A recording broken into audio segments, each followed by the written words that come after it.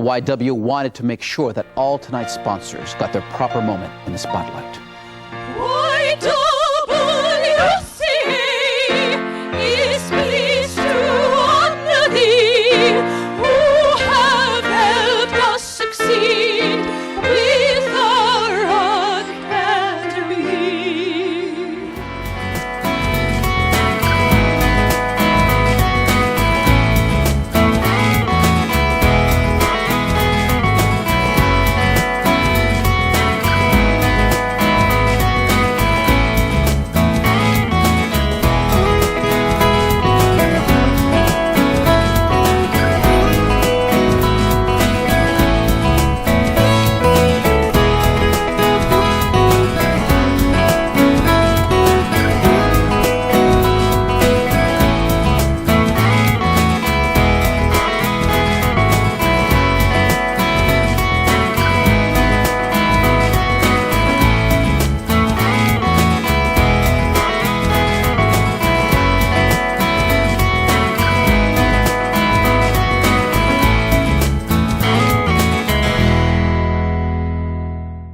All this work at the YWCA could not be possible, no way, without the help of companies like American General. Hey, hey.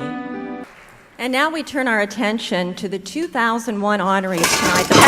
Oh, I am so sorry. Did I get anything on you? I did, didn't I? Woo! My last day on the job. Oh, look, it's a Genesco table. Oh, our corporate honoree Genesco. How about that, Amy? I'm so sorry. That's nice. Bell South, SunTrust, American Healthways, AMSERC, Bass, Barry and Sampson, Dorothy, Kate, and Thomas Chris Foundation. GNESCO, thanks for giving all that dough. GNESCO, thank you, Genesco.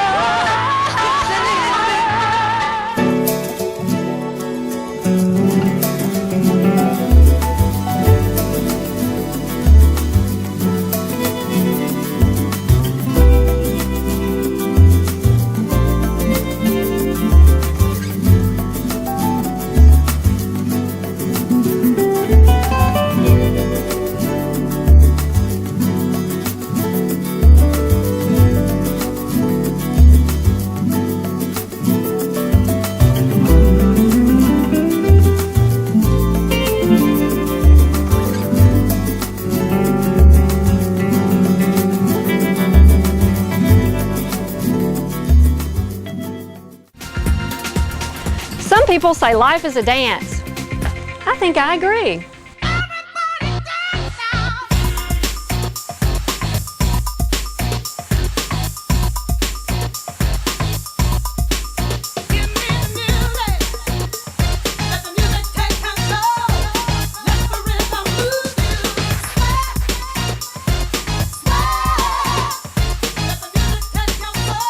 You know, you just have to let loose and dance like nobody's watching.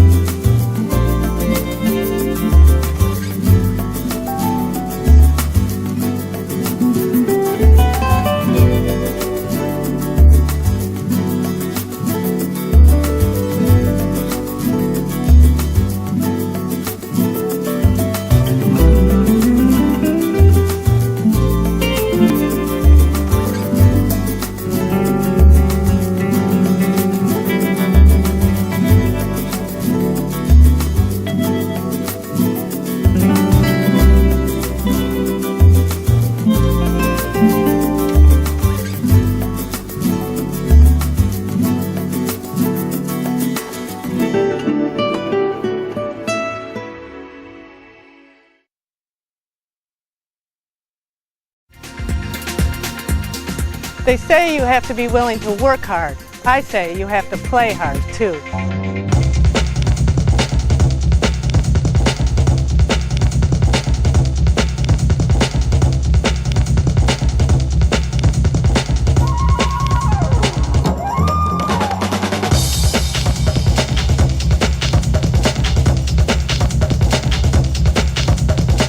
There's nothing like playing to nurture the soul.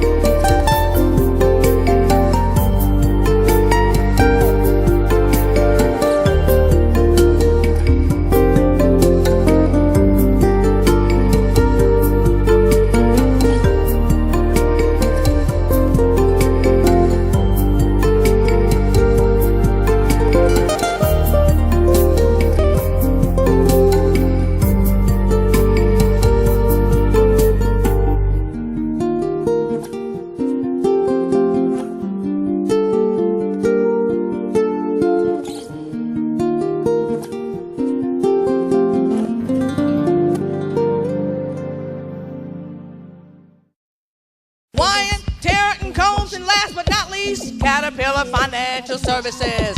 Any business with a donation brings immediate congratulations. They would. Thank you, Trustor.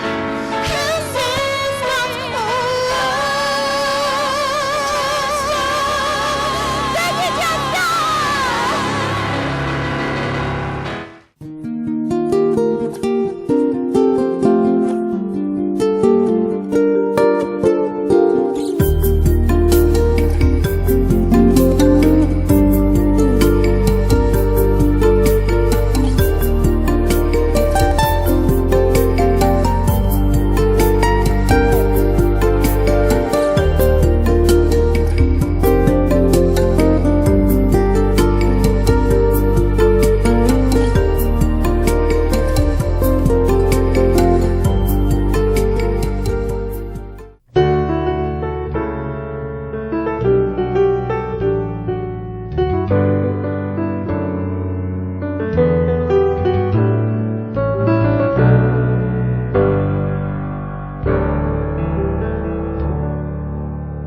My parents were very participatory in life. They were giving, and I grew up learning to give. I grew up watching my parents do for others, and it has been a philosophy that has gone with me through my years. My parents really expected a lot of each one of us. You know, they loved us. We were a very close family, but the expectations were high in my family.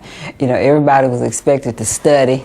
You know, everybody was expected to get all A's. We came from that kind of family. You had to do your best, whatever you did. Your childhood is your base. And I have learned that when we say we are a person of privilege, what we ordinarily mean by that, the connotation is financial resources. Certainly I did not come from that kind of background, but I consider myself and have for many years a person of privilege because of the kind of supportive and loving family I had. My parents were just everything to me, as parents are to children, but as I've grown older, I have learned that that is irreplaceable. I think that I was always the secretary-treasurer of absolutely everything. And once in a while I was the chairman, but I usually was the secretary-treasurer. And then there was probably some very popular boy that was the head, and of course I ran everything. Whoever was the chairman bore my handprints on their backs. I loved to roller skate, and I fell a lot. And I usually had skin knees and skin elbows. And I guess I learned early on to pick myself up and go on and continue skating. And this was a lesson that I think has stood me in good stead. I went to a girls' high school, a small private school, that I absolutely adored. I do think that being in an environment with all girls and women maybe influenced me in the sense that cooperation was absolutely what was expected. We competed at games, and we competed in some ways, but we were also extremely supportive of one another. That was something that we valued. People have to see what's out there, be exposed to as much as possible, and all along the way, people have helped me to do that. People like Sue Peters, who nominated me for this award. It was such a surprise that she did that. But she helped me to be the best, that I could be. And if I can do that for other people and get other people to see that, it's giving to other people is such a phenomenal thing because it comes back to you multiplied. It's like planting a little seed, and you never know when that seed is going to sprout and how much it's going to multiply. It always comes back to you. You just don't know when, and it comes back in bounty.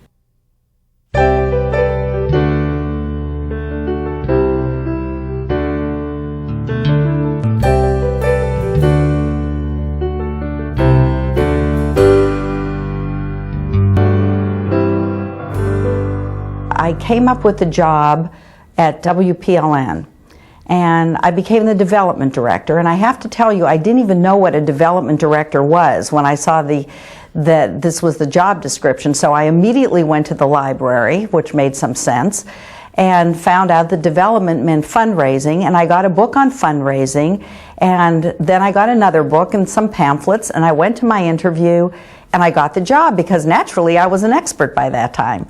The transformation of my life occurred when Betty Friedan's book was published. And it forced me, but it also gave me some tools to examine myself, my own life, what I wanted to do, and how I would fit in my goals and my aspirations and any new roles I might take on with my continuing commitment to my family. My biggest challenges in life was when I was diagnosed with breast cancer, and facing that is something that we just don't expect that to happen to us, and yet out of that, many things. I was so supported by a wonderful family, friends, and I've had a good report. Thank goodness for medical science. Thank goodness for all the new techniques, and I feel so encouraged. I'm 5 years out and getting good reports, so I think I'm a survivor.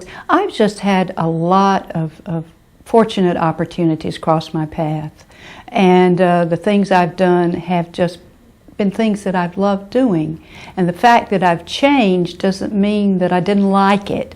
It just meant that there was something else that came along that looked really interesting and fascinating, and I wanted to spread my wings a little more and try it, and that's kind of what I've done. We are all works in progress. We can make decisions that are good at one time, but it also is possible to go off and do something completely different. My suggestions to young women to think about it and don't try to be everything and all things to all people. It's okay if you want to be a wife and a mother. You don't have to have a career and do all those things. More young women today are getting advice to make choices and don't try to be super mom or super woman. We don't have to do that. I've come to accept my limitations to a much greater degree than I did when I was younger.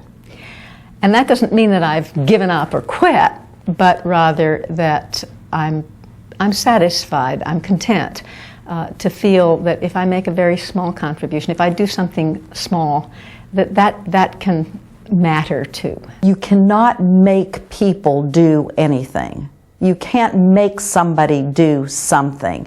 What you have to do is provide the environment and hopefully the leadership, and then that person or those persons will want to come along with you. It is only by working with other people that you get anything done.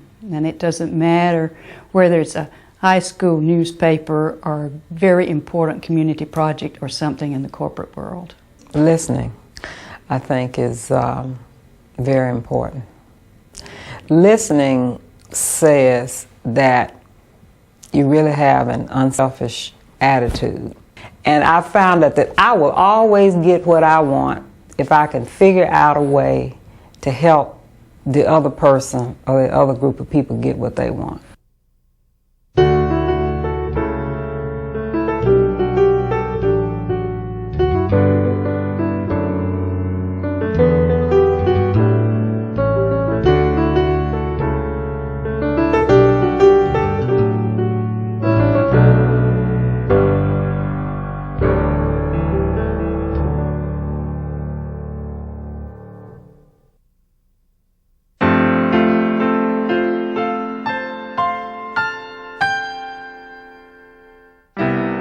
Not so long ago, a few years or so, we all were given an award.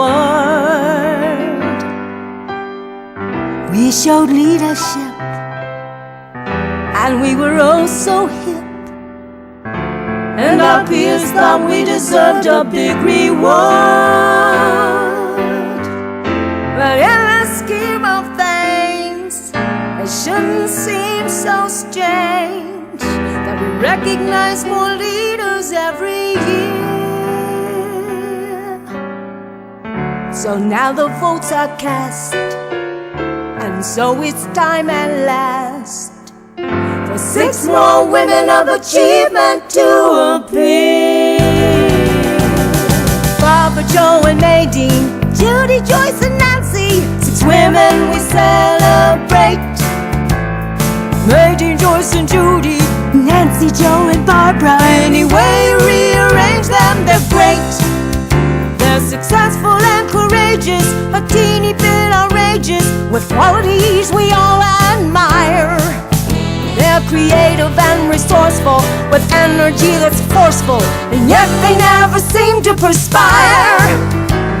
Well, Nancy, she's a dandy, she works so hard at Vandy, she's got an intellectual flair. And Barbara's so efficient, her wardrobe's so proficient, like she stepped right out of Vanity Fair. Judy's a philanthropic, fundraising workaholic, speaks languages we can't understand. And Joyce, she's frenetic, selling Mary Kay cosmetics, that's why she's got a brand new grand dam. Now Jo's got a vision, led the Rotary Club with wisdom, made big changes there without being named. And in the world of broadcast, no one talks as fast as our wonderful new Channel 5's maintain. These women are amazing, and despite a little hazing, we hope our real feelings come through. Because you've given us so much, inspired us so to try to be achievers too. Live like we're making things better. Learn that we're all in this together. Grow into a sisterhood of women. Change things in the world that we've been given. Live like we're making things better. Learn that we're all in this together. Grow into a sisterhood of women. Change things in the world that we've been given. Together we're a cause for celebration, spreading sisterhood around our great, great nation. We've got the power to see our vision through. Someday I hope that I'll be a woman of achievement too.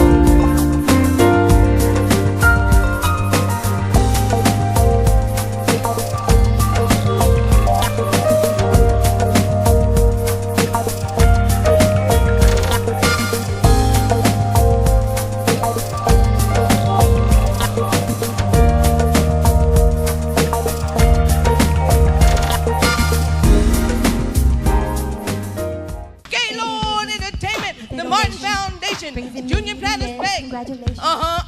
Whenever we call their name, Drugstore Health Sisters, they come running, and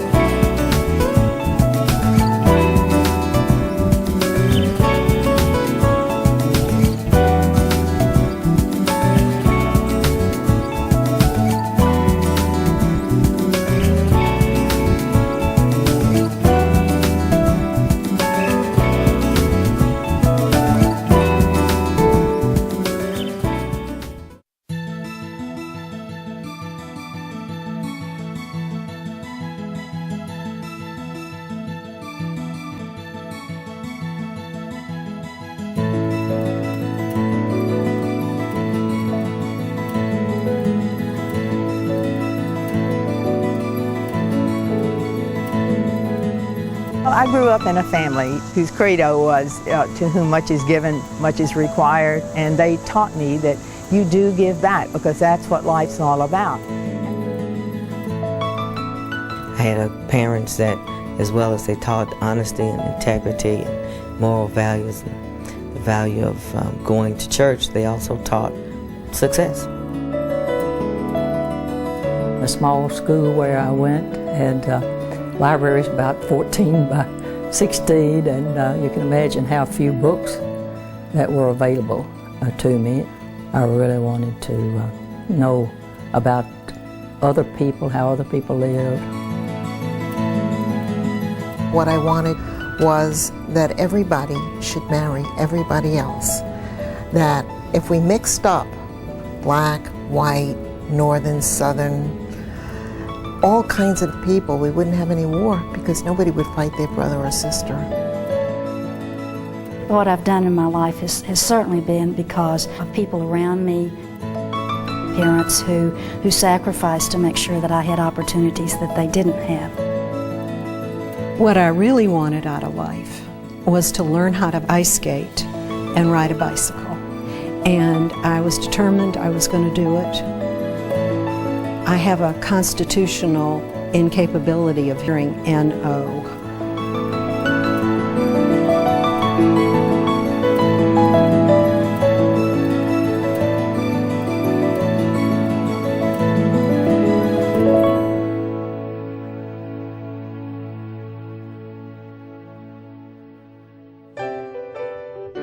I had gone to a hospital, my mother had been ill, and visited her, and I came away with a sense that here was a place that I could make a difference. It was the nurses who were basically running the units, making sure that the patients got what they needed, and that was what I wanted to do. I discovered that I could make a difference in a couple of families when I was staff nursing, but as my scope of management expanded, I could make a difference with a lot more other people who were delivering care. I really believe that your reach should exceed your grasp. I really believe that. There's a whole bunch of people who work here whose jobs are dependent upon what I do. There's a whole bunch of patients and families who need what we provide. My parents instilled in me that I needed to get a good education. I can remember doing an assignment when I was in public accounting, and I would call my mother and say, I don't know anything about dollar value descending line folk. She didn't either. She said, oh baby, you know, you can do it, don't worry about it. What really gets me motivated is being presented with a challenge, and the resolution of it is going to benefit a group of people. And my giving back is working with other people. If I can help them in talking to them, giving them advice, helping them financially. Giving back to me means that I have been blessed. Well, when I was a little girl growing up on a farm, I wanted to grow up and get a job and work and be independent, make my own money. My world was so small, and in a small community. Besides school, basketball was my life. They came to ask me if I would work for the Country Music Association. Just someone to come in at the time and organize the office. There were days when I had to mop the floor of the Hall of Fame when the hard rain had blown water in on the floor. We just did what we had to do. I think one of my strengths was to get people to work together. Working together for a common good was the thing that motivated me most of all. I was very much of a caregiver. When I was a teenager, I became a counselor at a camp for handicapped children, and I think that started me really caring about the problems of the handicapped. As soon as I got my driver's license, we'd pile in the car with wheelchairs and all, and I'd take them to a movie. The more you stretch yourself, the more self-confident you become. And when I tried out for Romper Room, I'd never done anything like that in my life. What I began to recognize is that I was going to have some extraordinary opportunities. I love putting people and opportunities together, helping people find their niche in life. I would get to a place and I'd say, I can't do that, I've never done that before. And somebody would say, well, not many people have, try it. You get mentored and you do that for someone else and they do it for someone else. That's what makes life so bountiful. When I was about 13 years old, my family and I moved from a small town of about 12,000 people to North Little Rock, which was a much larger city. I had about 300 kids in my class, and I knew no one. Those teenage years were really about learning to find how to make a place for myself in a situation that was totally new to me. It was a lesson that I've drawn on all through my life, really. People who know me will say that the clock motivates me because in running Leadership Nashville, we run it like an army. I see myself as a catalyst of bringing people together. Each year I get to know 40 community leaders who are as diverse as we can possibly make them. And by bringing these people together, I think that I'm helping build bridges between all parts of Nashville. My basic education in injustice began as a teenager. African American children would get on the bus, on the city bus, in the afternoon, and their school books would be ripped and written over. After the white kids finished destroying the textbooks, they were given to the black schools. I came to Nashville as a very young bride. I was asked to be a member of the Nashville section, National Council of Jewish Women, and that's where I really learned about social justice. I come from a long line of very stubborn people. You know, when I think about what 3 out of 4 grandparents did to leave a life and flee to this country, my grandmother would never tell me anything about her life, her previous life. She used to say, America is golden. It's true.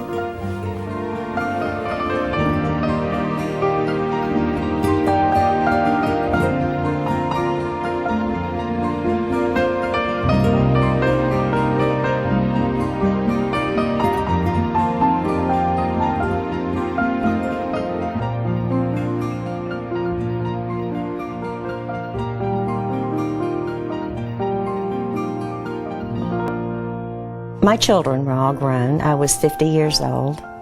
I had been divorced for 5 or 6 years after a 20-year marriage. Then I met somebody and fell really very deeply in love with them, and didn't take too long for it to start to turn bad. I found out about the YW shelter from some of the folks that work in domestic violence at the police department. They helped me in ways that didn't keep me from helping myself. I'm happier than I've ever been in my life. I feel more secure in my own skin. I'm a manufacturer's rep, and I sell to boutiques and retail stores. I have continued to work with the YW, which I think will be a passion of mine forever, to work with women who go through abuse. It's part of that paying back process. Before I was in youth at work, I really didn't have money to, be able to do a lot of things that I'm able to do now. Like, I would struggle to purchase school items. I'm being paid to do something that I really enjoy, which is help somebody else out, give back to the community, come in and help these little ones when they need help. Play games with them, teach them their ABCs, teach them how to write their name, be someone they can talk to. The adults here help out a lot. I mean, for them to actually sit down and open up a door that, you know, I thought was going to be locked forever. I'm actually able to say that I would like to be a leader. I can step up to that high position and lead somebody else rather than them lead me.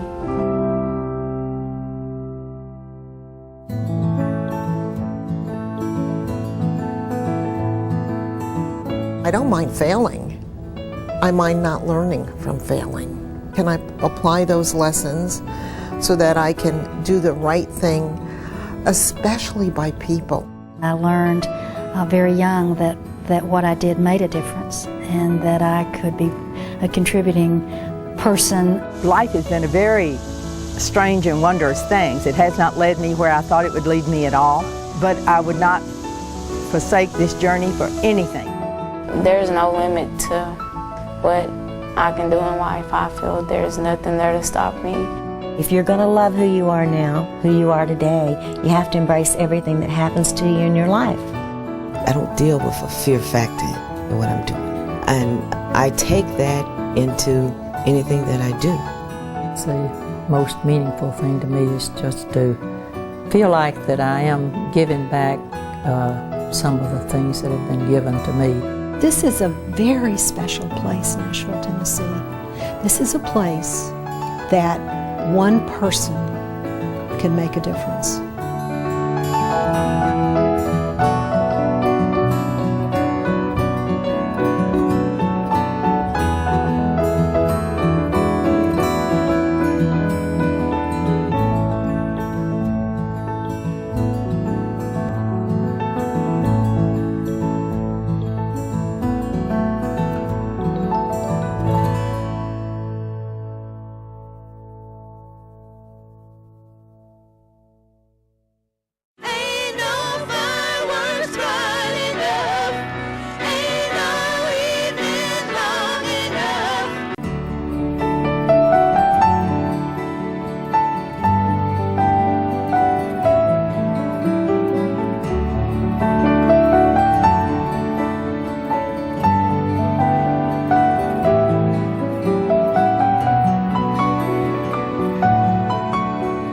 Lots of people that I was doing things with and learning from who were just really good hearts. It helps do anything you do because you believe in the basic goodness of people.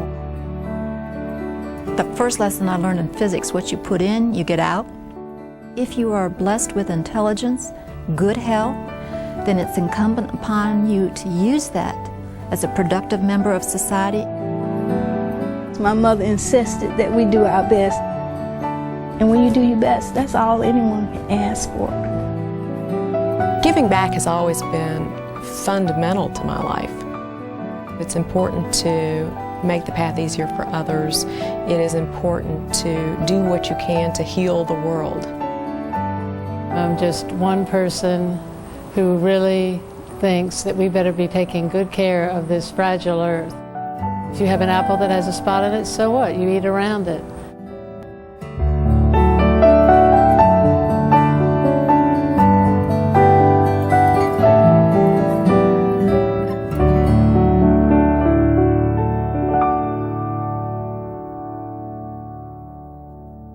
Family is very important to me, and I've been blessed with an extraordinary family of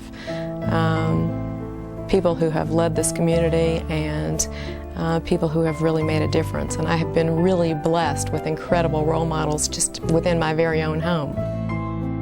Giving back stems from the joy and the response that I got just giving gifts to people I loved. One of the things that we do in our home today is that we either ask that our children don't receive gifts, or we ask that those gifts be bags of dog food to go to the Humane Society or toys that can be shared with the Children's Hospital. I helped start the Community Foundation. What I love about it and what has kept me involved for these many years is the fact that it provides an opportunity to build community. The people who care about the arts and the people who care about education and the people who care about animals, the people who care about health and human services, all come together to create the kind of community we want to live in. I had a very interesting childhood growing up in the country. I don't know if it was an old wives' tale or folklore, but the idea was a child who had never seen their father had healing powers. My father died 6 months before I was born, so I was this special child in the community who was supposed to have these powers. This gave me, in my little mind, I was like 5, 6 years old, I thought that I was really helping to heal people. I was always concerned about sick people in the community. How do you get health care to them? How do you help them to understand how to better take care of themselves? That started to gel for me when I was in my junior and senior year in college. So I ended up finishing my undergraduate degree in community health education. I was beginning to learn how to meet people where they are, to be able to communicate with people so that I understood better how I could work with them to be a change agent in the community. I can't solve all the problems. I can't solve the problems in Appalachia. I can't solve the problems in Mexico, but I can have an impact right here in North Nashville to serve. I believe that's what I'm all about.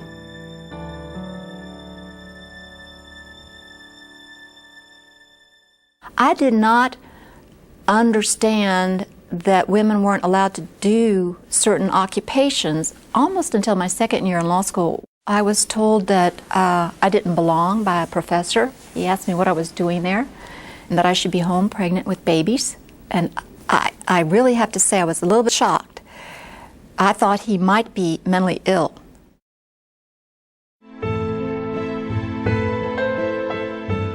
The culture wasn't very receptive to women lawyers. It's very different now, 30 years down the road.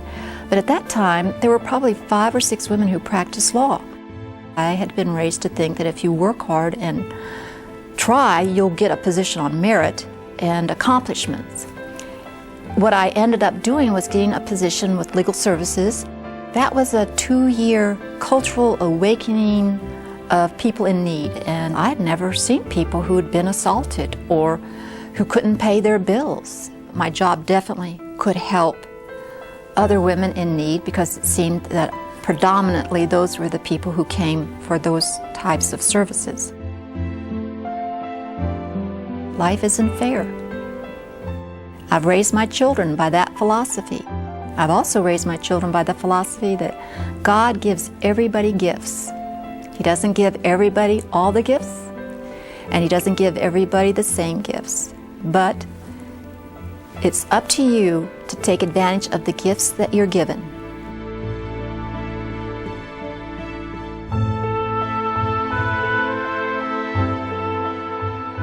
One of the biggest life-changing events that happened to me when I was a young girl was my father died when I was 9. And being the oldest child of 3, I became pretty responsible. I guess my family would tell you I started at a very early age organizing. I was doing a lot of sports and broke my ankle. And so got on the bench, and that's when I discovered some of the other things and got involved in school committees and school organizations. A lot of what I've done has just been because I was in the trenches with other volunteers making things happen. And most of the things that I've done have been creative. My church was having an annual dinner and only 60 were coming every year, and they said, how can we do something? And came up with the idea of the Harvest Dinner, and now we have 400 every year. My passions tend to be women and health, and so very involved with the Junior League, very involved with Children's Hospital, the Ronald McDonald from the very beginning, and All About Women came from all of those. Either I am passionate about it and I have put my all into it and done the research and talked to anybody I can think of to talk to, or I'm not involved in it. I mean, it's wholehearted effort. I was raised on a farm in Kentucky and always loved the earth, and it just was of great inspiration and comfort and interest. I spent, I think, half my life in the top of a maple tree. I love climbing trees, and when you say to yourself, well, I can only spend 40 minutes doing XYZ. Well, that's where your passion is. And I'd go out to the garden and say to myself, all right, you only got 40 minutes, and then you've got to make yourself go do something else. And you know, an hour and a half later, I would say, come on now, you've got to break away from all this. The passion was there, and the love of it, and just the real respect for the things that grow. The Nashville Tree Foundation was started by a group of us way back in 1986. And my husband says, of all things I've done, that's going to be the one that's going to be remembered as the most meaningful, because we did Relief Nashville when the tornado struck. That afternoon, 20,000 trees were uprooted or fell over or whatever during the storm. We raised $1 million to replant as many trees as we could on public and private places. We certainly made a difference when the city was in a lot of pain. You know, we were the little guy that could really make a difference, significant difference.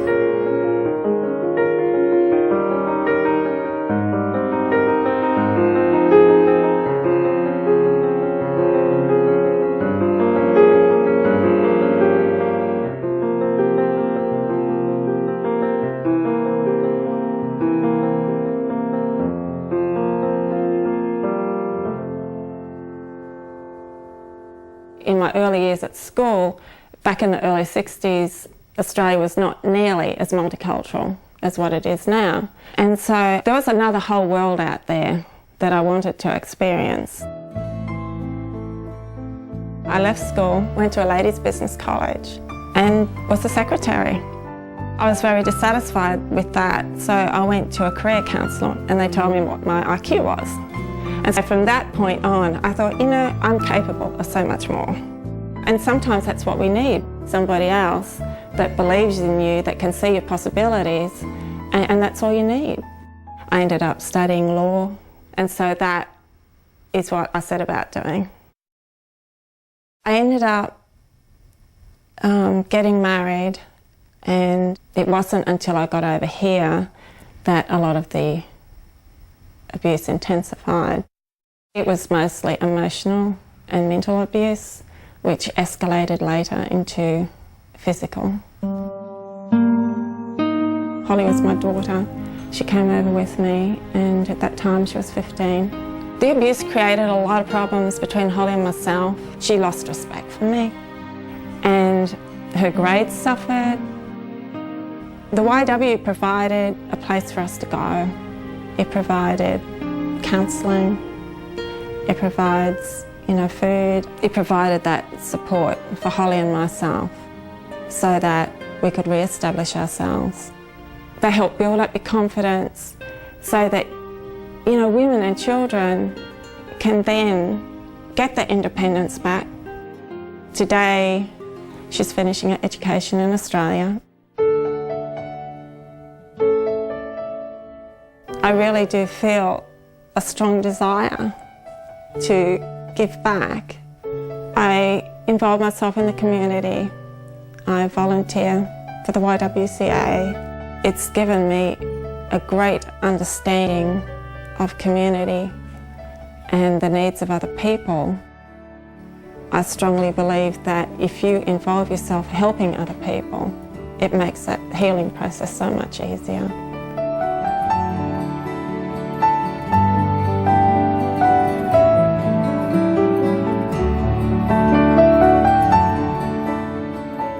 We need everybody to work to make a difference. Pick your passion, find something that has meaning for you, and dive in. Go out and do the best you can with the gifts that you have to better yourself and to better others and to better society. Make a difference, even if it's to one person. Have a passion for something, be it grand or be it small, it doesn't matter. That really is truth. No matter what you go through in life, treat it as a learning experience. Treat it as a way of self-development. Fear is not bad. Fear makes you think twice and look at things, but then you gotta say, Mama, I'm willing to take that risk. I wanna do that. When you do it and you accomplish it, it means so much more than to have things just showered upon you or to get it the wrong way. I say go about it with excellence.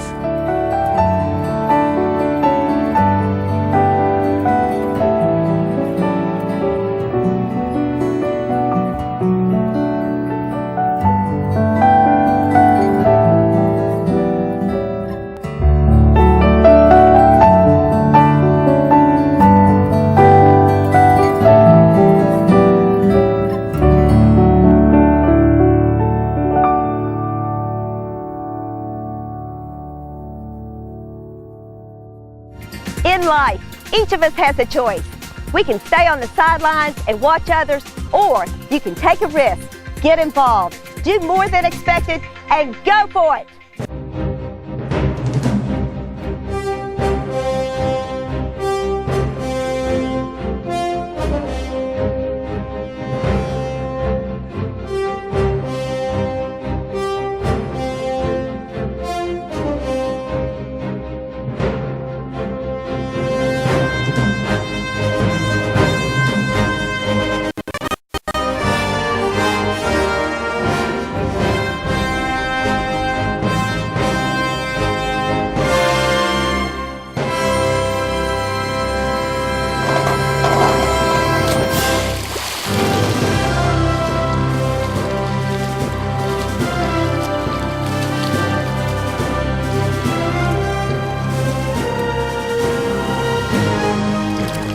Just dive in and make a difference.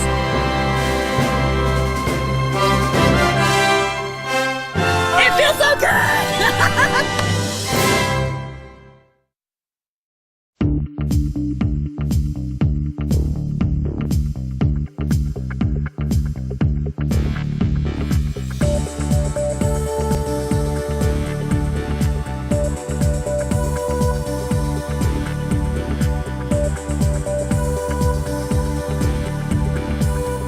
I get sort of passionate about what I do, and it's fun to get up in the morning, put your feet to the floor, and go see what the day's going to hold. I have no idea what they're going to say at the time that I die, but I believe that they're going to say that I was a hard worker and that I was an honest person. Fate plays a very important role in your life and how it's shaped. Fate deals you a hand, and you take it and run with it. I can't say why I feel like it's important to be there for other people. You just know it in your head and your heart, and you just do it, and then the rewards are so immense that you just do it again.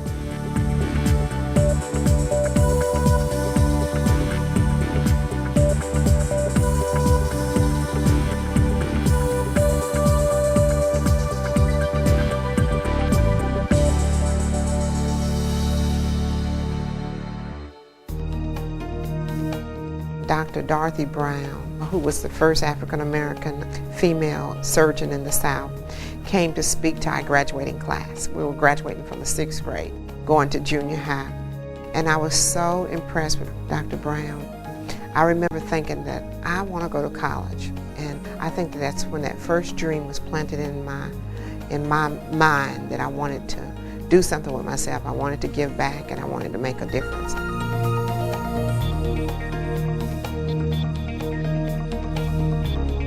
The schools were about to be integrated. Segregation was coming to an end. My first cousin and I, we decided to go to Galton High, which was an all-white school. About 800 to 1,000 students. I had a teacher, Miss Crowder, and I was making D's and even failing in some of my grades. And Mrs. Crowder took me under her wings, and she would stay after class and tutor me. But when I graduated from Galton High, I ended up getting a scholarship. I've always come in contact with good, positive people. I've always felt like the weight of the world was on my shoulders in terms of trying to solve some of the community issues, and I recognize that I couldn't do it all, but I always want to make sure that I've done my part. Just as people have given to me, I feel obligated to give back.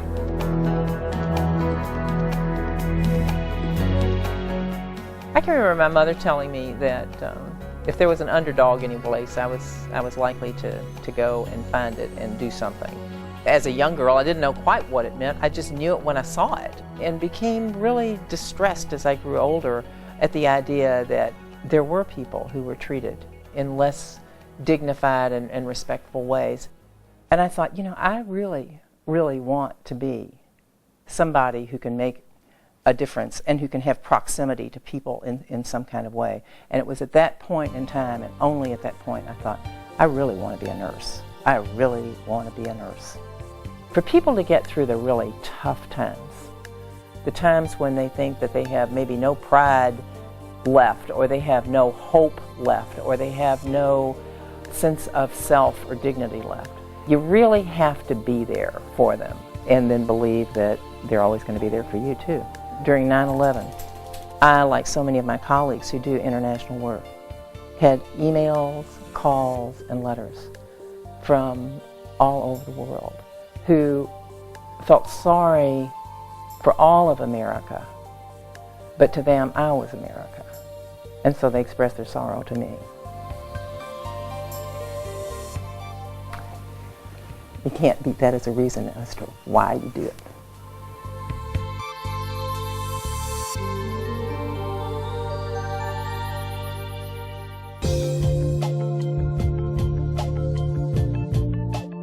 I was born and grew up in a time when you found a husband, and that was what you planned for your career.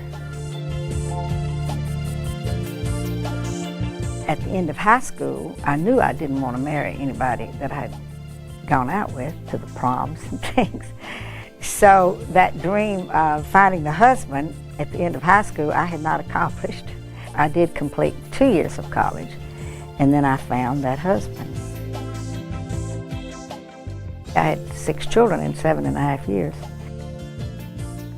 But then I lost my husband at age 40, and he had a little company. These employees needed a job and a place to go to on Monday morning, and they needed a paycheck. My husband wasn't a big believer in life insurance, so I had to keep supporting my family too. I didn't really have a choice. You just rolled up your sleeves and we were there on Monday morning. We're over 25 years now. I'm still at the helm.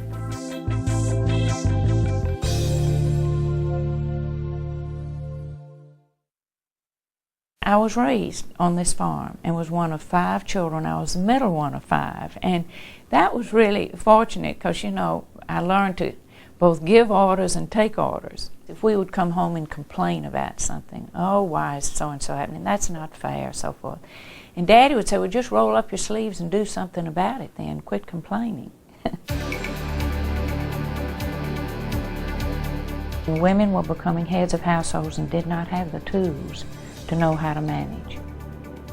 And so they gave funding for the then called the Displaced Homemakers Program. And we at the YW wrote the grant for that and got the Displaced Homemakers funds for Tennessee. I went on staff then, resigned the board and went on staff. I remember one corporate director that had been very generous and hired one of our women. He called me back and he said, Gertrude, have you got any more of those misplaced women that you can send to me? She was wonderful. And I said, indeed we do. It's called job readiness now. A lot better than Displaced Homemakers. But it's been and still is a tremendously important program. In my era, I was thinking about the late 30s and the 40s. The expectations, very frankly, for women were to get married and raise your family. I have been able to go beyond that. I've had the opportunity to serve in ways that I had never dreamed would be possible. Opportunities open to me that would never have been possible for my mother, and has given a great deal of joy and meaning to my life.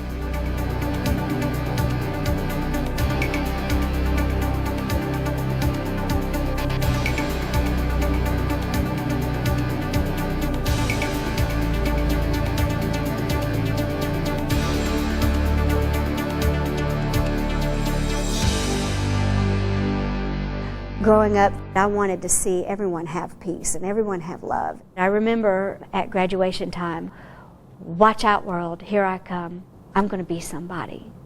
When I started encountering abuse, At first I would say I didn't even realize it because I made excuses. I lost all of that self-esteem. I lost the courage, to keep plugging forward and to feel like I could make a difference. My coworkers saw me falling apart. They came to me and said, "This is not right. And what is happening to you is not okay. And we've checked into it, and you can have a leave of absence, and we will cover for you." The YW made all the difference for me. They stayed on the phone, and they talked with me, and gave me hope that there was some place that would be safe for me and the kids. Now there's possibilities. There's hope for a prosperous future. I will take those steps forward. Right now I'm trying to buy a house, which is a wonderful, new beginning there.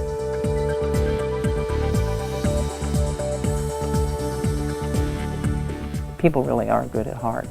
And despite the sham and the tragedy and the inhumanity to man that we see happen every day, you have to hold on to that. God gives to everybody certain unique talents, and that you figure out what they are, and you use those talents. Don't take them for granted.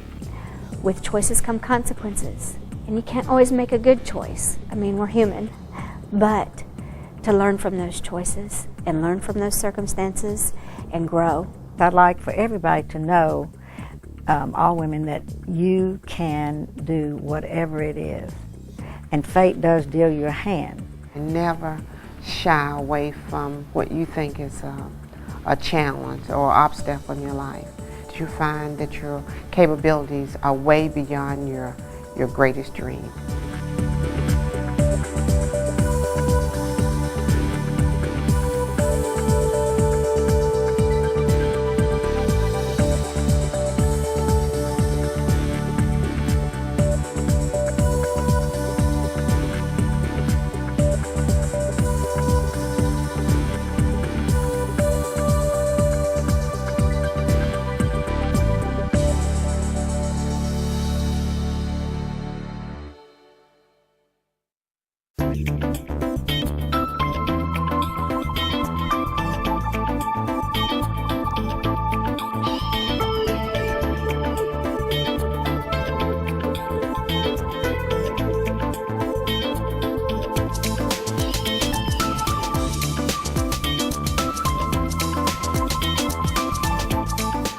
There's so many things in the world that need to be changed.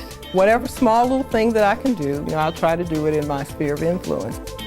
From the very beginning, it was always instilled in me that you should make a difference. To whom much is given, much is required, was just kind of a daily mantra at our house. You would be so good at this. And I've fallen for that a number of times. But that's opened incredible doors. We have such a short time on this earth, and I think we do have to pick our causes. We're motivated by something. All of us are. See where you've come from, where you've been, where your passions have been, really. There's a little squib, a little saying, life is a grindstone. Whether it grinds you down or polishes you up depends upon you.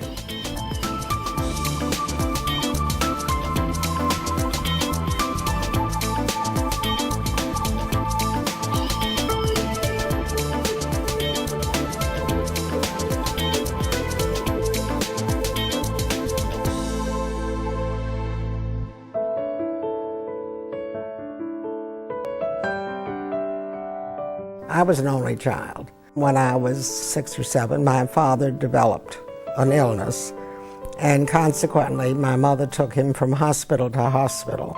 So life was not easy because of his illness, and my mother sent me to my grandparents to live while she was with him. They gave me lots and lots of love, but life just wasn't what other kids 7 and 8 and 9 had. That was sort of the turning point of my growing up.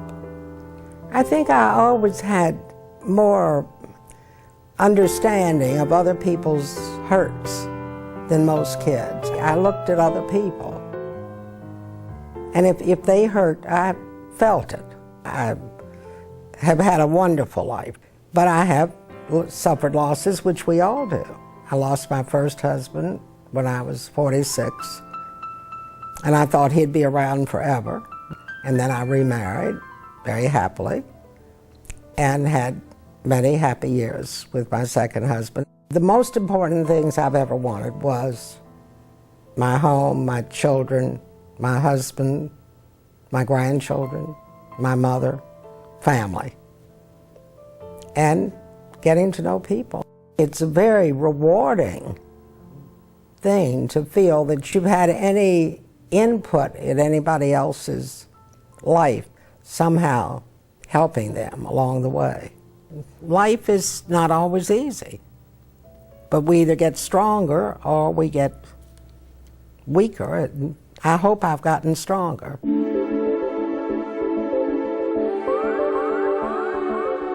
I was one of these kids that always asked why. If you told me something, I said why. I wanted to know what made the world go round. My mother was active in the community. She was always going to the mayor's office, addressing grievances and so forth. And so she was willing to stand up, for things that she believed was right. My father was the same way. I'm a child that grew up in the 50s and the 60s. So as an African American, that era had a real big impact on my life. I'm the beneficiary of many of the people who sat in, who were very much involved in the civil rights movement in terms of opening doors. I had to do something to use the gifts that I had been given, to do something positive, to move forward, to move the situation of the world forward. It's important for me to be positive, to exude excellence, to open doors so that if I happen to be the first, that won't be a problem anymore. There'll be more and many more that will come behind me and have new opportunities. We have to just start with our little sphere of influence and try to take it one step at a time. In our church, we had adopted an orphanage in Durban, South Africa, and we were there on a trip at an international AIDS conference, and we realized there was a need and there was something that we could do, that our little church could do, could help that orphanage buy the property on which they were squatters. I have been blessed, so I have to bless, and I have to push the envelope forward. When I was 5 years old, I wanted to be a lawyer. I just always felt like that's what I wanted to do. I always loved running for anything. So I was on the student council and an officer in most every group that I was a part of.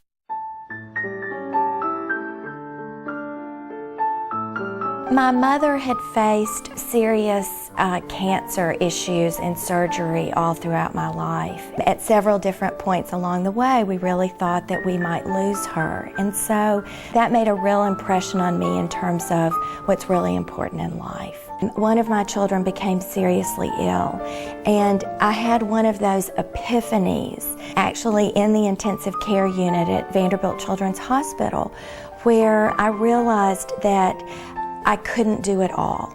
I literally had to make the decision that I was going to leave my job working for Governor Alexander, who has been one of my mentors through my whole professional life. But I'll never forget, both he and Honey called me at the hospital, and I said, I'm just going to have to go home. We don't know what's going to happen.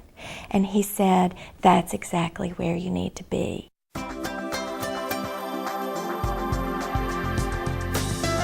I just feel like this has truly been such a blessing in my life, that through this opportunity of service that I can speak to larger groups that perhaps I wouldn't have been able to do at a more local level. I'm just so excited about the future and the impact that we may have on the world. Perhaps that can help us, bring us to a more peaceful place.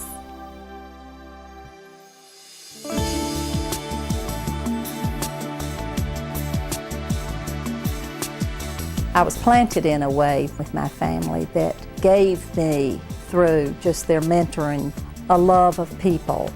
I really didn't understand it, but I watched them within our community, always giving back.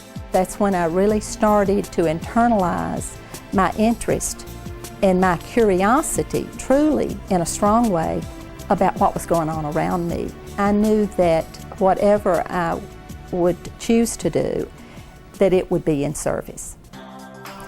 I believe in the heart of all of us that we have thoughts and dreams and ideas of who we are as a person. I wanted to give back to society. And I've always said to young people and to my own children, if you want to be happy in life, give, go into service. That will make you happy. I get really motivated when I see injustice at any level as it relates to people in their lives, with single women in our community that perhaps have children.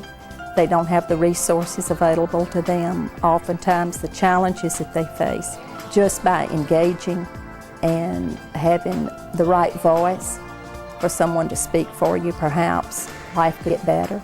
We all need to function or get involved in our community. That's what makes community. I'm only one, but one is 100% greater than none.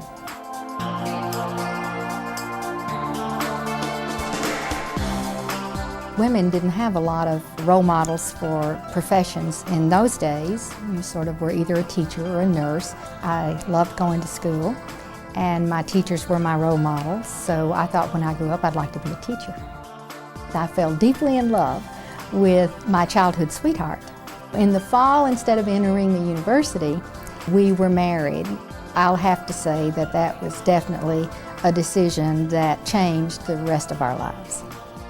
When I started working in the real world, I really began to have my eyes opened. I reported directly to the CEO, and because of that, I was able to see the salaries of all the employees. When a man would be promoted into a higher level position, and perhaps a woman would be promoted into the position that he had just left, she was making like half as much. So when I asked the CEO why that occurred, his answer was basically that, well, that's just the way things are. That had a real impact on my thinking. I think it molded my thinking about men and women in the workplace for the rest of my life. I just decided that I wanted to spend my time working, yes, but also making a difference whenever I could or whenever I was in a position to do so, to right those wrongs, if you will, and to bring women along.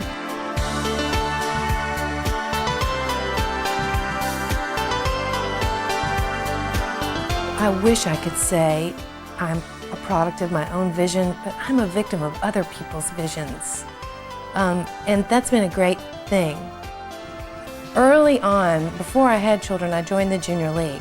And in the Junior League, there are wiser women who mentor and show you what needs to be done, and they help you figure out your talents and where you can use them. Children's causes rung my bell pretty early. Kids needed to be immunized. Kids needed to grow up safe. They needed to be fed and housed. And it was definitely older women, not much older. 5 years older seemed like a lot back then when you're 22. Somebody who was 27 or 28, they knew what they were doing. Would say, come try this with me. I started writing. I always enjoyed writing, but I never thought you could actually make a living doing that. Working for In Focus is sort of a synthesis of what I've done the last 20 or however long years. Every time I go out with that dang tape recorder, somebody tells me something that's exciting that's happening right now and the difference that they're going to make. They want to have their picture made, and they want to share with you the mission of their nonprofit, the things they're passionate about, and the job of funneling that through a little magazine and letting people know about it in a way that's appealing. That's my challenge every day.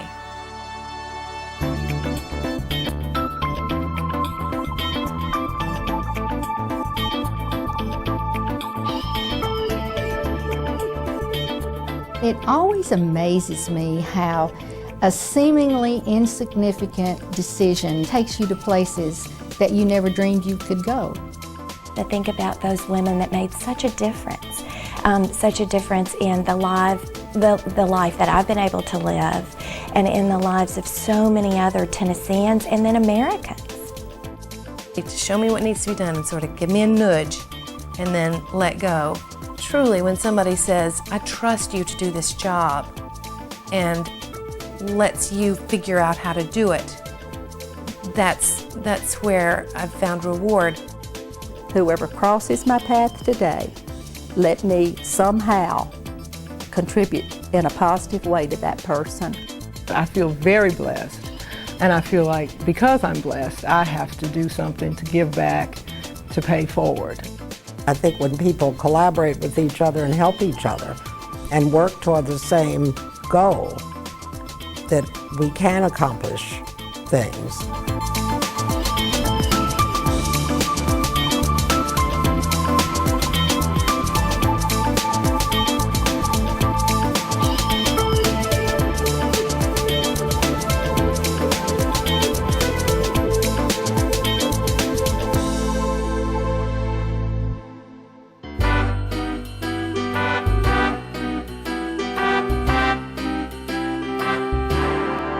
We welcome 6 new ladies to AWA's ranks, giving them our heartfelt thanks for showing the way. 6 new ladies, Debbie, Beth, Lois, wow, Billy, Mary, take a bow, Yvonne, it's your day.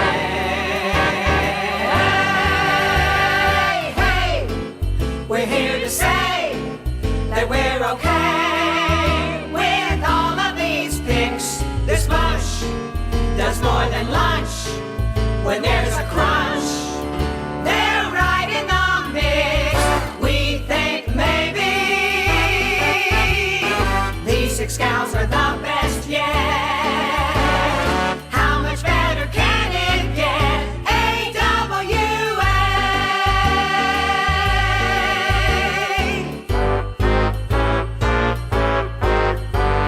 Mary's a real leader. Billy is the best.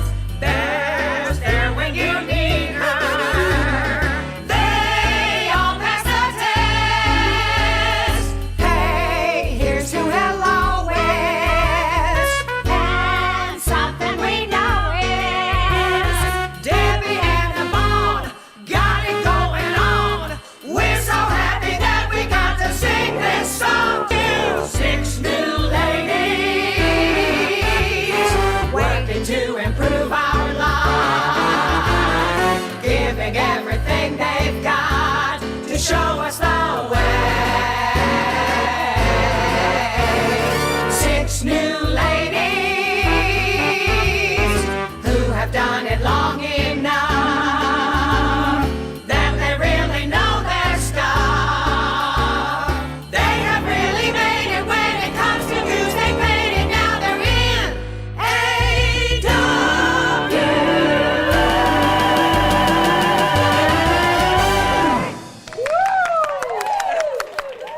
All right, that was good.